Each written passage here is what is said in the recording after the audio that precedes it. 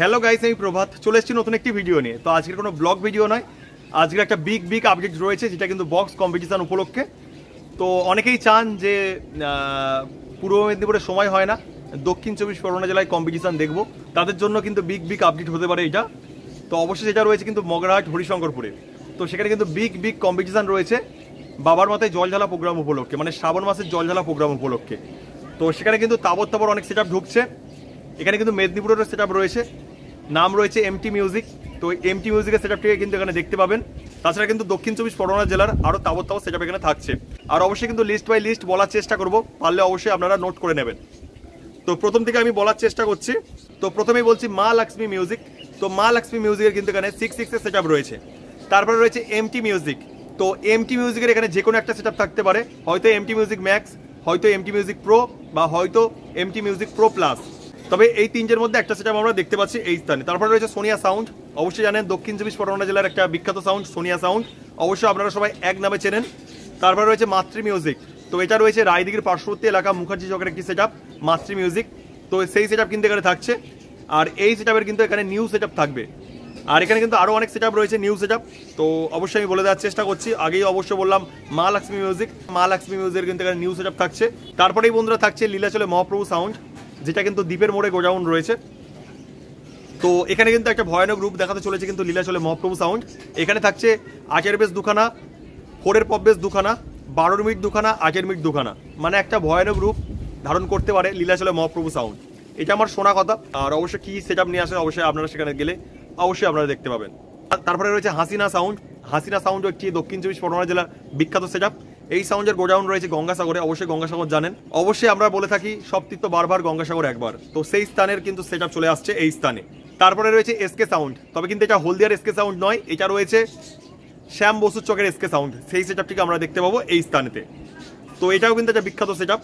তারপরে রয়েছে কৌশিক সাউন্ড, মানে ফলতা সুজাপুরের সেট আপ। তো এই সেট আপ কিন্তু ভাড়া খেটেছে পূর্ব মেদিনীপুরের দারুয়াতে। তো সেই সেট আপ কিন্তু এখানে থাকছে।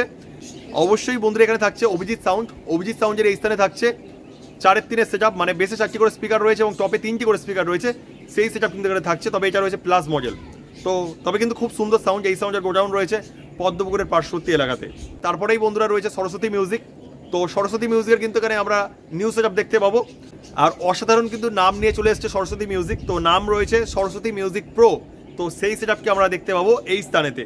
এখানে কিন্তু আরও সেট আপ বাড়তে পারে। তবে কিন্তু এক্ষেত্রে বলে রাখি ওখানে কিন্তু প্রায় কিন্তু 16 থেকে 17খানা সেট আপ হয়। তবে কিন্তু আমি আপডেট দিলাম 1টা 2টো 3টে 4টে 5টা 6টা 7টা 8টা 9টা 10টা সেট আপের আপডেট দিলাম।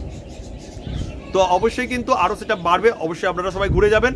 আর ডেটটা কিন্তু বলা হয়নি, ডেটটা অবশ্যই এবার রিভিল করছি। ডেটটা রয়েছে কিন্তু 17ই শ্রাবণ আর আগস্টের 2 তারিখ। 17ই শ্রাবণ আর আগস্টের 2 তারিখে কিন্তু কম্পিটিশান রয়েছে। অবশ্যই আপনারা সবাই ঘুরে যেতে পারেন এই স্থানে। আর এই স্থানে আসবেন কিভাবে অবশ্যই আমি বলে দেওয়ার চেষ্টা করব। অবশ্যই আপনারা ভিডিওটি শেষ পর্যন্ত দেখতে থাকুন। তো এখানে বন্ধুরা অবশ্যই আপনারা কম্পিটিশানে আসবেন। তো অবশ্যই কিন্তু আপনাদের বলবো সাথে একটা ব্যাগ রাখবেন, একটু শুকনো খাবার রাখবেন, জল রাখবেন। আর এখন যেহেতু বর্ষাকাল অবশ্যই একটা ছাতা ব্যবহার করবেন।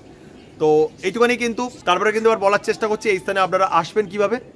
অবশ্যই আমি বললাম মগরাহাটে কিন্তু রয়েছে রেলওয়ে স্টেশন। শিয়ালদহ থেকে ডায়মন্ড হারবার যে লাইন রয়েছে তার মধ্যেই কিন্তু একটা স্টেশন হচ্ছে মগরাহাট রেলওয়ে স্টেশন। সেই স্থানে বন্ধুরা আপনাদের ট্রেন থেকে নামতে হবে। নেমে কিন্তু যে কোনো মানুষকে জিজ্ঞাসা করবেন যে হরিশঙ্করপুর যাব, অবশ্যই আপনাদের রাস্তা দেখিয়ে দেবেন। তো সেই স্থানে কিন্তু যাওয়া খুবই সহজ। হয়তো ওখান থেকে 1 থেকে 2 কিলোমিটারের মধ্যে রাস্তাটা রয়েছে। অবশ্যই আপনারা আসুন, ঘুরে যান, খুবই ভালো লাগবে। অবশ্যই কিন্তু প্রাইভেট গাড়ি যদি নিয়ে আসেন তো খুবই ভালো হবে, কেননা ওখানে অনেকটা রাস্তা ধরে কম্পিটিশন হয়। তো আপনাদের খুবই ভালো হবে, অবশ্যই আপনারা প্রাইভেট গাড়ি নিয়ে আসুন। আর আমি অবশ্য লোকেশান দিয়ে দেবো, লাইভ লোকেশান, যেটা ধরে কিন্তু আপনারা সব চলে আসতে পারবেন এই স্থানেতে। তো আজকের মতো বন্ধুরা ভিডিওটি এখানে এন্ড করলাম। সবাই ভালো থাকবেন এবং সুস্থ থাকবেন।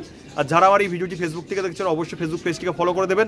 আর যারা আমার ইউটিউব থেকে এই ভিডিওটি দেখছেন অবশ্যই ইউটিউব চ্যানেলটিকে আপনারা সবাই সাবস্ক্রাইব করে দেবেন। তো বন্ধুরা আজকের মতো বিদায় জানাচ্ছি, আবার দেখা হবে নতুন একটি ভিডিওতে। ততক্ষণের জন্য কিন্তু বাই বাই।